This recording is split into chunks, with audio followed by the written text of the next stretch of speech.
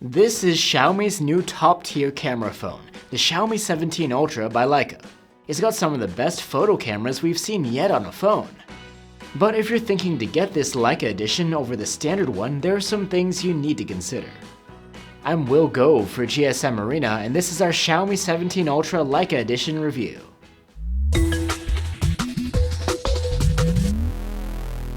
The Xiaomi 17 Ultra brings a bunch of nice features, including a larger screen than last year and a huge battery. But the main attraction is the camera system. Not only do you get a 1-inch type sensor on the main cam, but the telephoto cam also has continuous optical zoom, so it can cover multiple zoom levels by itself. That's it right there. You can get the phone in either a standard version or this special Leica Edition, which comes with a few extras. For example, you'll find additional shooting modes in the camera app, which recreate the look of classic Leica cameras. And this dual-tone design, inspired by Leica M-series cameras, is pretty neat. The back here is split between fiber-reinforced plastic and eco-leather. Another interesting touch is the etched pattern on the side frame. These grooves feel nice, and we're fans of the additional grip they provide too. The Leica Edition also comes with extra goodies inside the retail package. We got a magnetic case, a lens cap, a red lanyard, and a cleaning cloth. The case is nice and doesn't block the rotating mechanism. And the lens cap looks snazzy, but is it really necessary for a smartphone? Finally, the Leica version packs a dedicated chip for security and encryption, as well as dual satellite communication, but that doesn't work outside of China. You heard that right, the phone we have here is only released in China for the time being, and the upcoming global release might bring some small changes. Anyway, now let's get into the display. It's slightly bigger than last year at 6.9 inches, and it's flat with Xiaomi Shield Glass 2 protection. The resolution is lower this time around for some reason, but it still appears sharp in person, and it's nice to have more real estate. This screen is an LTPO one, and we saw it dial down its smooth 120Hz refresh rate quite low when idling to save power. We measured the display's max brightness to over 1100 nits maximum in automatic brightness mode. Not too high, but that goes much higher on a smaller patch of the display, over 3600 nits. So HDR visuals look just fine, and the phone is easy to use out in the sun. The Ultra has stereo speakers for audio, and they earned a score of good on our loudness charts. The sound quality is quite nice, even some of the best around. It's full and warm with clean vocals. You can check it out for yourself through the comparison tool linked below. For biometrics, there's an ultrasonic under-display fingerprint reader, and for me it worked flawlessly. Just a note that this is a new generation sensor which they promise is better compatible with glass screen protectors. And as on other Xiaomi phones, there's an IR blaster, which you can use to control other appliances with. The interface of the phone is Xiaomi's new HyperOS 3 on top of Android 16. It's quite similar to what you may have seen on any relatively recent Xiaomi phone. The connectivity has been improved though, to be compatible with not only Xiaomi devices logged into the same Xiaomi account, but other manufacturers' devices too.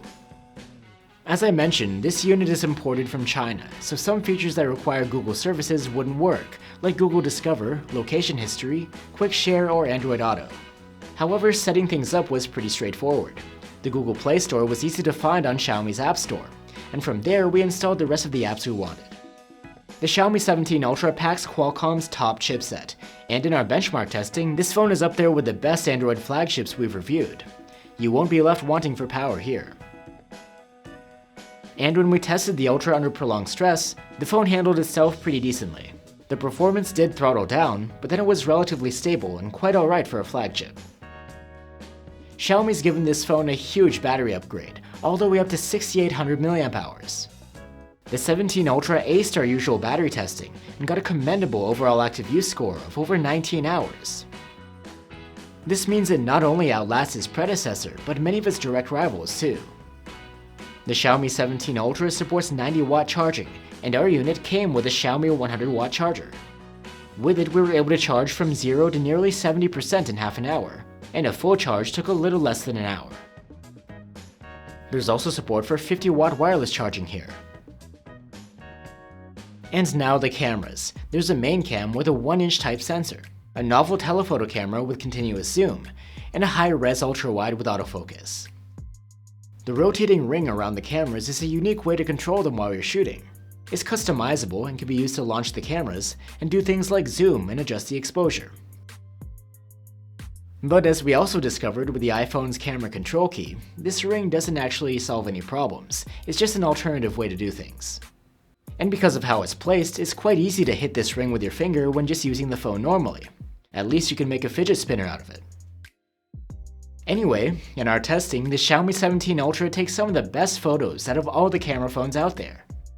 It's got a superb main camera that is nearly flawless at its native focal length. People shots are looking great too. Even at 2x digital zoom, the photos come out natural, sharp, and detailed. And in low light situations, the main camera's results are about as good as you can get on a phone. You get excellent dynamic range, exposures, sharpness, and detail. The new continuous zoom telephoto is excellent at both 3.2x and 4.3x zoom. And it does well at the intermediate levels too. While this camera can't focus as close as some competitors, you can still get some solid close-ups through the help of a digital crop. And the telephoto cam definitely doesn't let you down at nighttime, with top-class detail. The ultra-wide camera is better than most in daylight, with very good sharpness for this sort of camera. And it's also quite solid in low-light situations. There's a new 50-megapixel selfie camera this time around, and it brings improved detail, as well as autofocusing capability. And as for the selfie video quality, you can stick around to the end of this video to check that out as well. The Xiaomi 17 Ultra boasts a wide range of video recording capabilities, including 8K on all of the rear cameras, Dolby Vision recording, and a feature-rich Pro mode. Videos come out very good, though not class-leading. They have excellent global properties, except that the sharpness leaves a little more to be desired.